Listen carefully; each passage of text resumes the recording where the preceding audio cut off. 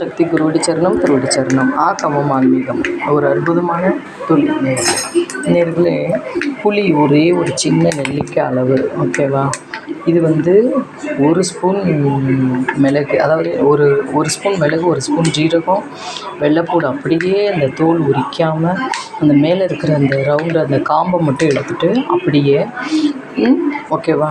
துவரம்பருப்பு ஒரு ஸ்பூன் தனியா, அதாவது வெள்ளைப்பூடு ரசம் தானே அப்படிங்கிறோம். வெள்ளைப்பூடு ரசத்துலேயே ஒரு 11 வகை இருக்குது ஓகேவா. இன்றைக்கி இந்த வகை தக்காளியும் அதிலேயே போட்டு அரைச்சிருங்க. முதல்ல பல்ஸ் போடுங்க, அதுக்கப்புறம் தக்காளியை பல்ஸ் போடுங்க.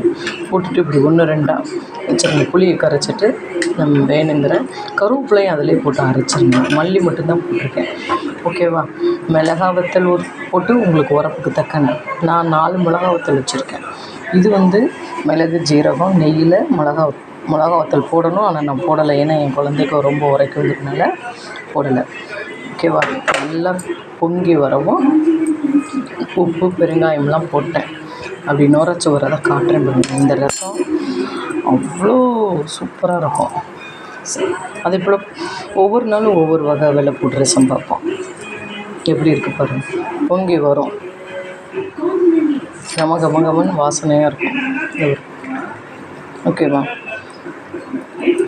ஒரு ஸ்பூன் மிளகு, ஒரு ஸ்பூன் ஜீரகம், ஒரு ஸ்பூன் துவரம்பருப்பு, ஒரு ஸ்பூன் தனியா. மிளகு கொஞ்சம் 1.5 ஸ்பூனாக கூட போட்டுக்கலாம் காட்டமாக. புளி நெல்லிக்காய் அளவு ஓகேவா. பல்ஸ் போட்டு வெள்ளைப்பூடெல்லாம் பல்ஸ் போட்டு அதுக்கப்புறம் தக்காளி பல்ஸ் போட்டுருங்க.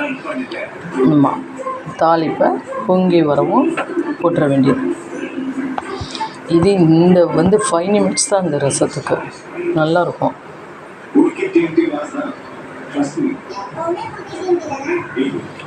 நல்லா கமகமன்னு இருக்குது பாருங்கள். இது சிம்பிள், வெரி சிம்பிள் இந்த ரசம். இன்னொரு ரசம் என்னென்னா புளி தக்காளி போடாமல், தனியா போடாமல், துவரம்பருப்பு போடாமல் அது ஒரு வகை ரசம் இருக்குது, நல்லாயிருக்கும். ஒவ்வொரு நாளும் ஒவ்வொரு வெள்ளைப்பூடு ரசம் பார்ப்போம்.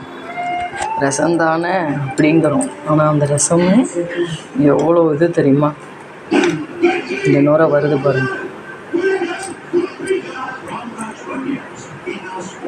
இதுதான் மெயின்.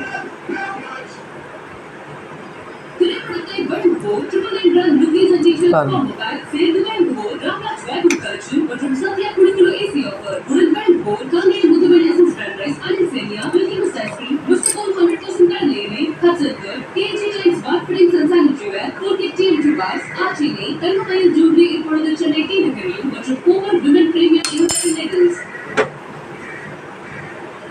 பொங்கி வருதா.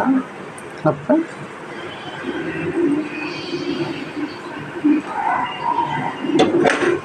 அவ்வளோதான், தெரியுதா நேரில். இந்த நுரை தான் நம்மளுக்கு மெயின். இது மாதிரி நீங்கள் செஞ்சு சாப்பிடுங்க. எப்பேற்பட்ட காய்ச்சல், எப்பேற்பட்ட சளி, 5 நிமிஷமா கெஸ்ட்டு வந்துட்டாங்களா, ஒரு ரசம். இது அவ்வளோ திக்னஸ், அவ்வளோ தெளிஞ்சிடும். என்னடா திக்காக இருக்குதுன்னு நினைக்காதீங்க, மைசூர் ரசம் மாதிரி. ஆனால் தெளிஞ்சிடும், மூடி வச்சிட்டிங்கன்னா தெளிஞ்சிடும், உடனே தெளிஞ்சிடும். இந்த பபுள்ஸ் பாருங்கள், இந்த நுரைச்சி வருது பாருங்கள், மேலே வரும். வர்றப்ப நம்ம அப்படியே அமர்த்திட்டு, இந்த வருது பாருங்கள், தெரியுதா, அப்படியே அமர்த்திட வேண்டியது,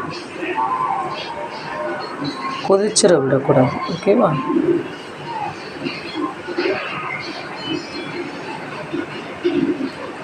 அவ்வளோதான். ஏன்னா ஃபோன் அடுப்புக்கிட்டக்க வச்சுக்கக்கூடாது ஓகேவா. நான் அமர்த்திடுறேன், நீங்கள் மூடி வச்சிடலாம்.